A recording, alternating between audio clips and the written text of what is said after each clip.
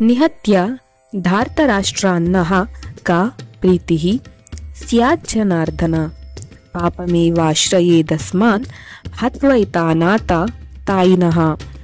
ಜನಾರ್ದನ, ಕೌರವರ ಕಡೆಯವರನ್ನು ಕೊಂದರೆ ನಮಗೇನು ಸಂತೋಷವಾಗುವುದು?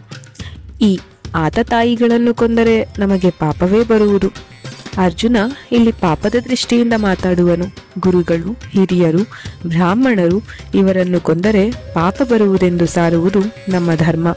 ಆದರೆ ಅವರನ್ನು ಇಲ್ಲಿ ದಂಡಿಸದೆ ಬಿಟ್ಟರೆ ಅಧರ್ಮಕ್ಕೆ ಪ್ರೋತ್ಸಾಹ ಕೊಟ್ಟಂತೆ ಆಗುವುದು ಎಂಬುದನ್ನು ಅರ್ಜುನ ಮರೆಯುವನು.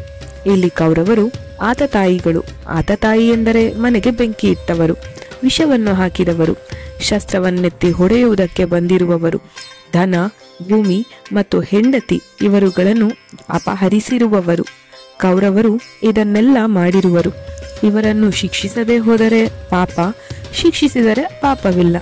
ಅರ್ಜುನನ ಬುದ್ಧಿ ವಿಪರೀತವನ್ನು ನೋಡುತ್ತಿರುವುದು. ತಪ್ಪನ್ನು ಸರಿಯೆಂದು ಭಾವಿಸುವನು, ಸರಿಯನ್ನು ತಪ್ಪೆಂದು ಭಾವಿಸುವನು. ಇಂತಹ ಯಾತನೆಯನ್ನು ಕೊಡುವ ಕೆಲಸದಿಂದ ಏನು ಸಂತೋಷವಾಗುವುದು ಎಂದು ಕೇಳುವನು. ಸಂತೋಷಕ್ಕಲ್ಲ, ಯಾವಾಗಲೂ ಕೆಲಸ ಮಾಡುವುದು.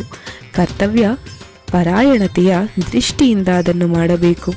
ಇಂತಹ ಪ್ರಸಂಗಗಳಲ್ಲಿ ನಮಗೆ ಸಂತೋಷವಾಗುವುದು ಬಹಳ ಅಪರೂಪ.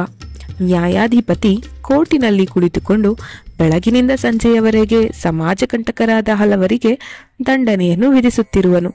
ಇದನ್ನು ಅವನು ಕೇವಲ ತನ್ನ ಸಂತೋಷ ದೃಷ್ಟಿಯಿಂದ ಮಾಡುವನೇ?